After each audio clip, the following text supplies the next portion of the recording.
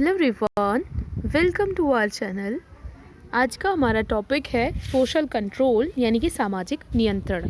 देखो, समाजीकरण पढ़ लिया तो समाजीकरण के माध्यम से हमें मूल्यों और आदर्शों के बारे में तो ज्ञात हो गया, लेकिन फिर भी समाज में बहुत सारी चीज़ें ऐसी होती हैं जो कि समाज विरोधी होती हैं या समाज में नहीं होनी चाहिए। तो उनको हम कैसे नियमित करें, कैसे नियंत्रित करें, तो इसके लिए सामाजिक नियंत्रण का होना बहुत ज़रूरी है। तो कुछ ऐसे साधन जो कि सामाजिक व्यवस्था का नियमन करते हैं, सामाजिक व्यवस्था का नियमन, जिससे सामाजिक लक्ष्य, मूल्य और आदर्श इनको प्राप्त किया जा सके। तो सामाजिक नियंत्रण के द्वारा समाज अपने सदस्यों के व्यवहार को नियमित करता है। नियमित करता मतलब उनको नियम सिखाए जाते हैं, किस तरीके से आपको कंट्रोल में रहना है, किस तरीके से आपको नियमों के अंदर रहना है, नियमों का पालन करना है, ये सारी चीज़ें। तो ये सब कहलाती हैं सोशल कंट्रोल यानी कि सामाजिक नियंत्रण। ये संपूर्ण व्यवस्था जिसके द्वारा कि सामाजिक व्यवस्था का नियमन और समाज के सदस्यों के व्यवहारों का नियमन किया जाता है। परिभाषा की अगर हम बात करें तो अलग अलग समाजशास्त्रियों ने इसको अलग अलग तरीके से परिभाषित करने की कोशिश करी है। जैसे रॉस है, तो रॉस के अकॉर्डिंग सामाजिक नियंत्रण का तात्पर्य उन सभी शक्तियों से है जिनके द्वारा समुदाय व्यक्ति को अपने अनुरूप बनाता है। ठीक है, तो वो सभी शक्तियाँ, वो सभी पावर जिनके द्वारा सोसाइटी व्यक्ति को अपने अनुरूप बनाती है कि जैसा समाज चाहे व्यक्ति वैसा ही करे। तो वो सभी जो शक्तियां हैं, उन शक्तियों को संयुक्त रूप से कहते हैं सामाजिक नियंत्रण। मैकाइवर एंड पेस की परिभाषा है कि सामाजिक नियंत्रण का अर्थ उस तरीके से है जिससे संपूर्ण सामाजिक व्यवस्था की एकता और उसका स्थायित्व बना रहता है। मतलब कि कुछ ऐसे तरीके जिनसे जो व्यवस्था है वो खंडित नहीं होने पाती, वो एक रहती है, एकजुटता उसमें बनी रहती है, उसमें स्थायित्व बना रहता है। तो इसको हम कहेंगे कि ये सामाजिक नियंत्रण है। ये जो व्यवस्था है ये परिवर्तनशील संतुलन के रूप में कार्य करती है। मतलब जो सामाजिक व्यवस्था है ये परिवर्तन भी होता है इसमें, लेकिन साथ साथ में इसमें संतुलन भी बना रहता है। और ये संतुलन कैसे बना रहता है? ये बना रहता है व्यक्तियों को नियमों की शिक्षा के द्वारा, उनको उनके व्यवहार को नियमित करके, और ये सब कुछ होता है सामाजिक नियंत्रण के अंतर्गत। गीलिन और गिलिन के शब्दों में अगर हम कहें तो इन्होंने कहा था कि सामाजिक नियंत्रण सुझाव, अनुनय, प्रतिशोध, उत्पीड़न, बल प्रयोग जैसे साधनों की वो व्यवस्था है जिसके द्वारा समाज किसी समूह के व्यवहार को मान्यता प्राप्त प्रतिमानों के अनुरूप बनाता है अथवा जिसके द्वारा समूह के सदस्यों को अपने अनुरूप बनाता है। मतलब कि या तो जो समाज में मान्यता प्राप्त नियम हैं, प्रतिमान हैं, मूल्य हैं, उनको करना सिखाया जाता है, और दूसरी चीज़ है कि सदस्यों को समाज के अनुरूप रहना, समाज के अनुरूप व्यवहार करना सिखाया जाता है सामाजिक नियंत्रण में। विधियाँ इन्होंने बताई थी कि या तो सुझाव के द्वारा, या फिर अनुनय विनय कर लिया, या फिर आपको कुछ गलत किया है तो गलत के बदले गलत यानी प्रतिशोध की भावना, या फिर उत्पीड़न, आपको प्रताड़ित किया गया, या फिर बल के प्रयोग द्वारा, कोई शक्तिशाली है तो वो बल के प्रयोग द्वारा फिर वहाँ पर नियंत्रित करता है, जैसे राज्य या फिर कानून कह लो। ठीक है, आगबन एंड निमकाफ की परिभाषा है कि दबाव का वो प्रतिमान जिसे समाज द्वारा व्यवस्था बनाए रखने और नियमों को स्थापित रखने के उपयोग में लाया जाता है, सामाजिक नियंत्रण कहलाता है। मतलब कि एक पैटर्न बन जाता है दबाव बनाने का। ठीक है, जो नियंत्रण है इसमें एक पैटर्न बन जाता है, कोई भी चीज़ बार बार दोहराई जाए तो पैटर्न बन जाती है। तो वैसे ही दबाव का एक प्रतिमान बन जाता है जिसका मुख्य उद्देश्य होता है कि व्यवस्था बनी रहे, व्यवस्था के नियम बने रहें और सब कुछ सुचारू रूप से संचालित हो सके। ये होता है सामाजिक नियंत्रण according to Ogburn and Nimkoff. P.H. Landis, इन्होंने भी इसकी परिभाषा दी है। तो इन्होंने कहा कि सामाजिक नियंत्रण एक प्रक्रिया है जिसके द्वारा सामाजिक व्यवस्था स्थापित की जाती है और बनाई रखी जाती है। मतलब एक प्रोसेस जिसके द्वारा एक तो व्यवस्था स्थापित की जाए और फिर व्यवस्था को आगे सुचारू रूप से बनाए भी रखा जाए, इसको कहते हैं सामाजिक नियंत्रण। परिभाषा है P.H. लैंडिस की। ब्रियरली ने कहा कि सामाजिक नियंत्रण नियोजित व अनियोजित प्रतिमानोपकरणों के लिए एक सामूहिक शब्द है जिसके द्वारा व्यक्तियों को ये सिखाया जाता है, उनसे आग्रह किया जाता है और बाध्य किया जाता है कि वो अपने समूह की रीतियों और मूल्यों को अपनाएं, उनके अकॉर्डिंग कार्य करें। ठीक है, तो कुछ तो नियोजित होते हैं। नियोजित मतलब कि जो कि प्लान्ड है, जिनका प्लान पहले से है, जैसे कानून हो गया, संविधान हो गया और राज्य के जो भी अभिकरण है, इन्हें प्लानिंग होती है, पहले से सब कुछ लिखित है, तो ये नियोजित में आ जाएंगे। अनियोजित में जैसे परिवार को ले लो और प्रथाएं हैं, रीतियां हैं, कोई भी ऐसी चीज़ें जिनमें कोई प्लानिंग नहीं की गई है, वो हमारे अचेतन मस्तिष्क में अपने आप से ही आ जाती हैं।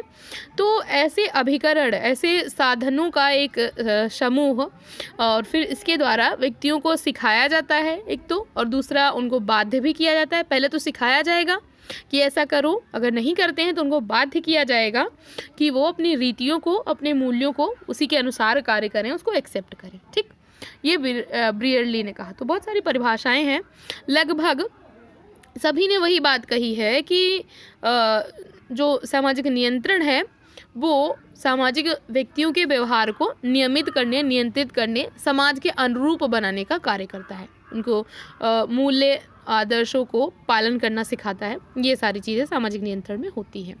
वैसे तो सबकी अलग अलग परिभाषाएं हैं, आप इन सभी को याद कर लेंगे, अगर ऐसे याद नहीं होती तो लिख के याद कर लीजिए, बट पता नहीं वो कहाँ से पूछ लें, तो आपको ये मैं इसीलिए इम्पोर्टेंट डेफिनेशन ही देती हूँ। वैसे तो बहुत सारी डेफिनेशन है, तो मैं कोशिश करती हूँ कि आपका कुछ छूटे भी ना और सारा इम्पोर्टेंट ही आपको मिले, बहुत ज़्यादा आपको ना मिले। जो सामाजिक नियंत्रण शब्द है, इसको सबसे पहले यूज़ किया था रॉस ने। ठीक है, इनकी पुस्तक है सोशल कंट्रोल, ये आई थी 1901 में। तो इसमें इन्होंने बताया कि सामाजिक नियंत्रण में जो मनुष्य के विश्वास हैं, जो बिलीफ है, बिलीफ सिस्टम कानून से भी ज़्यादा प्रभावी होता है, क्योंकि अगर हम किसी चीज़ में विश्वास कर लें तो फिर हम उस चीज़ को मानते ही मानते हैं, भले ही एक बार के लिए हम कानून तोड़ दें, लेकिन अगर हमारा विश्वास किसी चीज़ में है तो उस चीज़ को हम फॉलो करते हैं। तो जो मनुष्य के विश्वास हैं वो कानून से भी अधिक प्रभावशाली हैं, ये कहा था रॉस ने इनकी पुस्तक सोशल कंट्रोल में, और इसी में इन्होंने सबसे पहले ये शब्द यूज़ किया था। इन्होंने 2 प्रकार के समाज बताए थे, एक बताया था प्राकृतिक समाज और दूसरा बताया था जहाँ पर वर्ग हों, तो वर्गों पर आधारित समाज, 2 प्रकार के समाजों की बात इन्होंने करी थी। तो ये तो हो गई परिभाषा। अगर हम बात करें कि सामाजिक नियंत्रण क्यों होता है समाज में, उसका उद्देश्य क्या है, उसका महत्व क्या है, तो सामाजिक नियंत्रण के कुछ प्रमुख जो उद्देश्य हैं उनको हम इस प्रकार से वर्णित कर सकते हैं। जैसे पहला है कि व्यक्तिगत व्यवहार पर नियंत्रण होता है। ठीक है, सामाजिक नियंत्रण में जो व्यक्तिगत व्यवहार है, जो मतलब समाज के अनुरूप नहीं है, सिंपल सी बात है, जो अनुरूप है वो तो ठीक है, जो अनुरूप नहीं है उन पर नियंत्रण किया जाता है। सामाजिक व्यवस्था का स्थायित्व तो इससे बना रहता है, तो सामाजिक व्यवस्था है वरना वो खतरे में आ जाए, सब अपने अपने मन का करने लगे तो जो समाज है उसके नियम उनको कोई माने ही ना, तो सामाजिक व्यवस्था खतरे में आ जाए। सामाजिक नियंत्रण की वजह से सामाजिक व्यवस्था स्थायी रहती है, बनी रहती है। परंपराओं का रक्षण होता है, मतलब सामाजिक नियंत्रण के द्वारा जो रीतियाँ, प्रथाएं, परंपराएं चली आ रही हैं, व्यक्ति उनको आगे बढ़ाने की उनका कार्य करता है, उनको मानता है, तो इस तरीके से परंपराओं का रक्षण होता है। सामूहिक एकता में वृद्धि होती है। ठीक है, जब व्यक्ति नियमों को मानेगा, मूल्यों को मानेगा, तो वो सामूहिक एकता अपने आप से ही समूह में आनी शुरू हो जाएगी, तो सामूहिक एकता में वृद्धि होती है। सहयोग में वृद्धि होती है, जब एकता होगी तो सहयोग भी होगा, लोग मिलजुल करके सहयोगी पूर्ण भावना के साथ में कार्य करना शुरू करते हैं, तो सहयोग में वृद्धि होती है। व्यक्तियों को सामाजिक सुरक्षा मिलती है, जो लोग होते हैं तो उनको ये डर नहीं रहता है कि उनके साथ कुछ गलत हो जाएगा समाज में, क्योंकि उनको पता है कि सब कुछ नियम के तहत ही होता है। जो भी समाज में नियम बनाए गए हैं, जैसे कानून है, तो कानून क्यों बनाया गया है, ताकि व्यक्तियों को सामाजिक सुरक्षा प्रदान की जा सके। किसी की संपत्ति है तो उस पर कोई गलत तरीके से अधिकार नहीं कर सकता, तो संपत्ति वाले व्यक्ति को ये सुरक्षा रहती है। ठीक, तो ऐसे ही बहुत सारे नियम हैं। संस्कृति की निरंतरता बनी रहती है, जो सामाजिक नियंत्रण है इसके द्वारा संस्कृति की निरंतरता बनी रहती है। लोग अपनी पुरानी परंपराओं को सीखते हैं, फिर अगली पीढ़ी में हस्तांतरित करते हैं और पीढ़ी दर पीढ़ी ये परंपराएं प्रथाएं चलती रहती हैं। तो इस तरीके से संस्कृति की निरंतरता बनी रहती है। प्लस जो सामाजिक नियंत्रण है ये परिवर्तन में भी कभी कभी सहायक हो जाता है। अब ये थोड़ा सा आप लोग बोलोगे कि जब नियंत्रण किया जा रहा है, परंपराएं लागू की जा रही हैं, तो परिवर्तन में कैसे सहायक होगा? तो इसको हम ऐसे समझ सकते हैं कि जो नियंत्रण के अलग अलग साधन होते हैं, इनके द्वारा समाज में जो भी वांछित परिवर्तन है इनको लागू किया जाता है। जैसे सामाजिक नियंत्रण का एक साधन कानून है। सपोज राज्य ने कोई एक्ट बना दिया, तो अब कानून के द्वारा उस परिवर्तन को, उस एक्ट को लागू किया जाएगा। तो इस तरीके से सामाजिक परिवर्तन में भी सहायक होता है। ठीक है, ये हो गया इसका उद्देश्य और महत्व। अब हम देख लेते हैं सामाजिक नियंत्रण के प्रकार, कितने प्रकार का होता है। तो मुख्य जो प्रकार हैं इनको हम पढ़ेंगे। तो जो पहला प्रकार है सामाजिक नियंत्रण का वो है सकारात्मक और नकारात्मक। ठीक, पॉजिटिव एंड नेगेटिव कंट्रोल। तो ये किसने दिया था? ये दिया था किम्बाल यंग ने। सकारात्मक नकारात्मक किम्बाल यंग ने दिया था कि जब व्यक्ति को कुछ अच्छे कार्यों के लिए पुरस्कार दिया जाए और बुरे कार्यों के लिए दंडित किया जाए, तो इस तरीके से जब व्यक्ति का व्यवहार नियंत्रित रहता है। मतलब आपने अच्छा कार्य किया तो आपको पता है कि आपको पुरस्कार मिलेगा समाज की तरफ से, और आपने बुरा कार्य किया तो आपको पता है कि समाज जो है वो आपको पनिश करेगा, आपको दंडित करेगा। तो इस तरीके से समाज के व्यक्ति या समाज का जो व्यवहार है वो नियंत्रित रहता है। ठीक है, तो ये हो गया सकारात्मक और दूसरा हो गया नकारात्मक। पुरस्कार जो है सकारात्मक और जो दंड है वो नकारात्मक में आ जाएगा। दूसरा प्रकार बताया कूले और बर्नार्ड ने, चेतन और अचेतन। ठीक है, चेतन का मतलब होता है जो सोच समझ करके, जानबूझ करके जिसका पालन किया जाए, और अचेतन का मतलब है कि जो हमारे मस्तिष्क में, हमारी आदतों में इस प्रकार से आ गया है कि हम बिना कुछ ध्यान दिए, बिना सोचे समझे उसको स्वतः ही पालन करते हैं। ठीक है, जो भी स्वतः हो जाए, अपने आप से इतना हमारी आदतों में आ जाए। अब जैसे हमारी आदतों में नमस्ते करना आ गया है, तो कोई भी हमारा बड़ा हमसे कोई दिखता है तो हम लोग स्वतः ही उसको नमस्ते करते हैं, ऐसे सोचते नहीं है कि करना है। या फिर क्लास में टीचर आती है तो स्वतः ही हम खड़े हो जाते हैं, क्योंकि हमारी आदतों में वो चीज़ें आ चुकी हैं। तो चेतन का मतलब है जिसको हम सोच समझ करके करें, और अचेतन का मतलब हुआ कि जिसको हम स्वतः ही जिसका पालन करें। ये किसने दिया था? कूले और बर्नार्ड ने। जिस नियंत्रण को लागू करते समय हम उसकी उपयोगिता को सोच रहे हैं कि ये हमारे लिए अच्छी है, इसलिए हम कर रहे हैं। तो चेतन मस्तिष्क से हमने स्वीकार किया, मतलब हमने दिमाग चलाया, हमने सोचा कि ये चीज़ अच्छी है। जैसे कानून है, तो कोई एक्ट आया, अब हम सोचे कि इस कानून से हमारा फ़ायदा हो रहा है, चलो समाज के लिए अच्छी चीज़ है, ठीक है चलो पालन कर लेते हैं। अब जैसे ट्रैफिक नियम है, तो हम सोचते हैं कि ट्रैफिक नियम अच्छे हैं, इससे हमारी ही सुरक्षा होगी, तो हम ट्रैफिक नियमों को सोच समझ के पालन करते हैं। लेकिन जो लोकाचार हैं, जो लोकरीतियाँ हैं, इनकी उपयोगिता जो अचेतन है, जो लोकरीतियाँ हैं, जो लोकाचार हैं, इनको हम सोच समझ के करते हैं, और जो लोक रीतियाँ हैं या जो प्रथाएं और परंपराएं हैं, इनको हम अचेतन तरीके से पालन करते हैं। ठीक, लोकाचार को हम सोचते हैं क्योंकि उसकी उपयोगिता को हम सोच विचार करके लागू करते हैं, नहीं तो फिर हमें दंड मिलेगा। सिंपल सी बात है, हमें दंड का भय रहता है, तो हम सोच विचार करके उसकी उपयोगिता को फिर उसको एक्सेप्ट करते हैं। और जिसको हम अचेतन मन से बिना कुछ सोचे समझे स्वतः ही पालन कर रहे हैं, तो हमारे जो विश्वास हैं, हमारी परंपराएं हैं और हमारे संस्कार हैं, ये सब कुछ आ जाता है अचेतन में। ठीक है, प्रत्यक्ष और अप्रत्यक्ष नियंत्रण होता है, ये दिया था कार्ल मैनहीम ने। तो इन्होंने बताया कि प्रत्यक्ष नियंत्रण व्यक्ति के निकट संबंधियों द्वारा लगाया जाता है। मतलब जो उसके क्लोज्ड रिलेशन वाले होते हैं, तो कभी कभी वो अच्छा कार्य करने पे प्रशंसा करते हैं, बुरा कार्य करने पे आलोचना करते हैं, या फिर अच्छा कार्य करने पे पुरस्कार मिल गया, बुरा कार्य करने पे दंड मिल गया। तो जो भी निकट संबंधियों द्वारा लगाया जाए नियंत्रण, वो प्रत्यक्ष है। और जो बाकी के समूहों द्वारा, मतलब निकट संबंधियों को छोड़ करके बाकी के जितने भी समूह हैं, समितियाँ हैं, जो भी है, उनके द्वारा लगाया जाए, तो वो हो गया कि अप्रत्यक्ष। कोई हमको डायरेक्ट नहीं कर रहा है, अप्रत्यक्ष रूप से संपूर्ण समाज पे लागू है, और हम भी समाज का हिस्सा हैं, तो इस वजह से हम पर भी वो चीज़ लागू होगी। ठीक है, और डायरेक्ट में सीधे हमको बोला जाता है कि तुमको ये कार्य नहीं करना है, इसके बाद कुछ और भी प्रकार है, जैसे कि संगठित, असंगठित और सहज नियंत्रण। ये दिया था गुरविच और मूरे ने, संगठित, असंगठित और सहज नियंत्रण गुरविच और मूरे ने दिया था। सत्तावादी और लोकतांत्रिक नियंत्रण लैपियर ने दिया था। औपचारिक और अनौपचारिक नियंत्रण विरस्टीन ने दिया था। ठीक है, पार्सन्स ने सामाजिक संस्थाओं को नियंत्रण का आधार माना था। इन्होंने मूल्यों को बहुत ज़्यादा इंपॉर्टेंस दी है। इन्होंने संस्थागत समय सारणी तय करके और प्राथमिकता बता करके बताया कि नियंत्रण रखा जाता है समाज में। दुर्खीम ने सामूहिक प्रतिनिधानों, जिनमें कि जैसे प्रथाएं हैं, कानून हैं, रीति रिवाज हैं, इनको माना था कि इनके द्वारा सामाजिक नियंत्रण लागू किया जाता है। फिर देखते हैं सामाजिक नियंत्रण के अभिकरण। अभिकरण का मतलब होता है साधन, वो चीज़ें जिनके द्वारा सामाजिक नियंत्रण लागू किया जाता है। तो वो कौन कौन से अभिकरण हैं समाज में? तो कुछ तो औपचारिक होते हैं, कुछ अनौपचारिक होते हैं।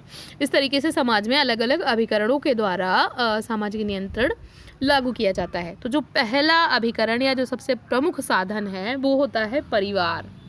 ये हमारा प्राथमिक और अनौपचारिक नियंत्रण का प्रमुख साधन है। अनौपचारिक का मतलब जो लिखित ना हो, तो परिवार में कुछ भी लिखित नहीं होता है, लेकिन ये प्राथमिक है। सबसे ज़्यादा व्यक्ति परिवार का ही नियंत्रण मानता है।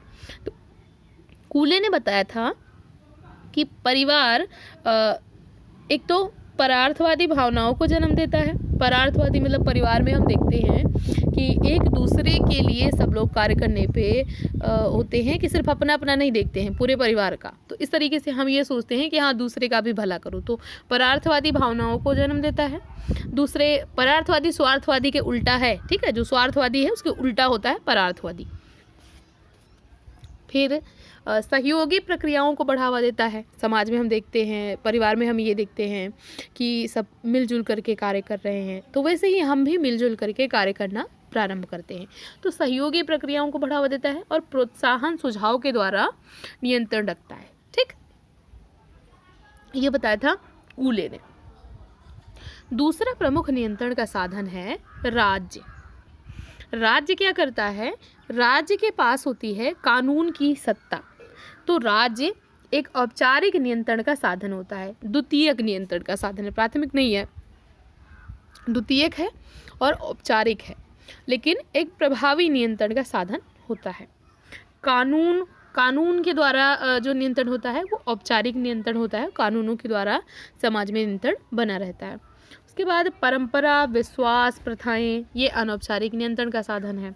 समाजीकरण के द्वारा जो हमें चीज़ें सिखाई जाती हैं, तो एक सबसे प्रमुख जो नियंत्रण का साधन है वो कह सकते हैं समाजीकरण, चाहे हमारा प्राथमिक समाजीकरण हो या द्वितीयक, क्योंकि जो चीज़ें हमारे व्यक्तित्व में शामिल हो गई तो उनको हम स्वतः ही पालन करना शुरू कर देते हैं। तो ये प्रमुख साधन है। इसके अलावा धर्म और नैतिकता, ये अनौपचारिक हैं। लोकरीति और लोकाचार, ये मैंने पहले पढ़ाया हुआ है। लोकरीति और लोकाचार, लोकरीति जिसका कि पालन करना शुड बिहेवियर में है, मतलब कि आपको नहीं करोगे तो कोई आपको दंडित नहीं करेगा, तो इसको हम थोड़ा सा ऐच्छिक में रख सकते हैं। और लोकाचार शुड बिहेवियर में आएगा, मतलब कि हमको करना ही करना है। तो लोकरीति में होगा कि अगर आप नहीं करोगे तो आपको दंड नहीं मिलेगा, लेकिन लोकाचार अगर इसका पालन नहीं करोगे तो आपको दंड मिलेगा। इसको हमने संस्था वाले चैप्टर में अच्छे से समझाया था। शिक्षण संस्थाओं के माध्यम से सामाजिक नियंत्रण होता है। व्यक्ति को शिक्षा दी जाती है कि अच्छी अच्छी चीज़ें करो, बुरी आदतों से दूर रहो, ये सब चीज़ें। आर्थिक और राजनीतिक संस्थाओं के द्वारा भी सामाजिक नियंत्रण को लागू किया जाता है। तो ये तो हो गए अभिकरण। लास्ट में कथन है जो कि डेविस का है कि समाज का निर्माण सामाजिक संबंधों एवं नियंत्रण की व्यवस्था द्वारा होता है। एक के अभाव में दूसरे का अस्तित्व सुरक्षित नहीं है। ठीक है, तो ये एक प्रमुख परिभाषा है कि जब तक सामाजिक संबंध और सामाजिक नियंत्रण ये दोनों साथ साथ नहीं होंगे तब तक समाज सुरक्षित नहीं रह सकता। तो ये था आज का लेक्चर। आई होप आपको लेक्चर अच्छा लगा होगा। इसको अच्छे से समझिए, फिर उसके बाद इसको नोट करिए एंड शाम को हम इस पर क्विज करेंगे। तो ऐसे ही पढ़ते रहिए, अपने गोल की तरफ आगे बढ़ते रहिए। वीडियो देखने के लिए थैंक यू सो मच।